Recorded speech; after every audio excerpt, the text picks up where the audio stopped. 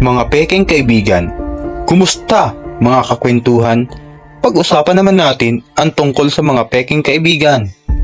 Isa ka din ba sa mga nakadanas na magkaroon ng peking kaibigan? O kaya naman gustong magkaroon ng kaibigan kaso hindi mo naman malaman kung magiging totoo sila sa iyo? Ito nga pala ang mga klase ng mga peking kaibigan, mukhang pera. Ito yung klase ng mga kaibigan na peke.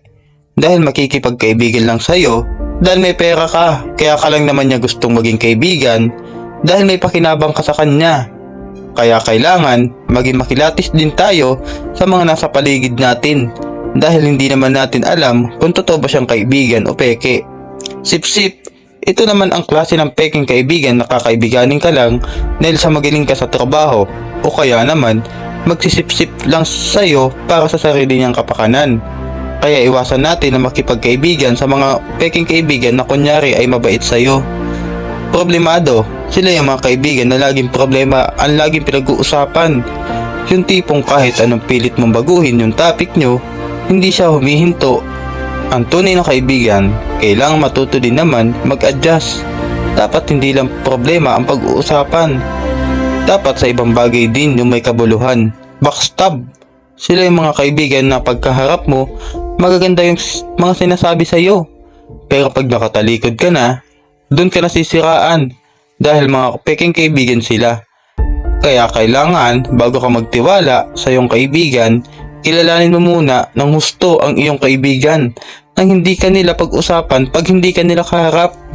Maasahan, sila yung mga kaibigan na akala mo totoong kaibigan pero sa oras na kailangan mo sila, hindi ka naman matutulungan. Kaya ang tunay na kaibigan, handa kang damayan kahit anong mangyari sa iyo.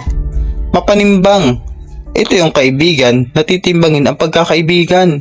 Kumbaga may iba din siyang pinapanigan. Sabihin na natin hindi lang siya bumabase sa isang kaibigan. Ang tunay na kaibigan, hindi kailangan timbangin ang pagkakaibigan. Kung kaibigan mo talaga siya, kasamahan mo siya kung kailangan niya ng tulong. Negatibo sa buhay, ito yung mga kaibigan na peke. Sila yung kahit anong achievement mo sa buhay, lagi silang kukontra sa'yo. Sila kasi yung hindi nakukontento at negatibo lagi ang iniisip. Dapat kung tunay mo siyang kaibigan, dadamayan ka niya sa kung ano man ang naabot mo sa buhay. Hindi yung mag-iisip ng walang kabuluhan. Po sa panunood, sana po ay nag-enjoy kayo sa video ko. Pa-like at subscribe naman po sa mga kakwentuhan at comment down below kung ano masasabi mo sa ating video ngayon. Salamat!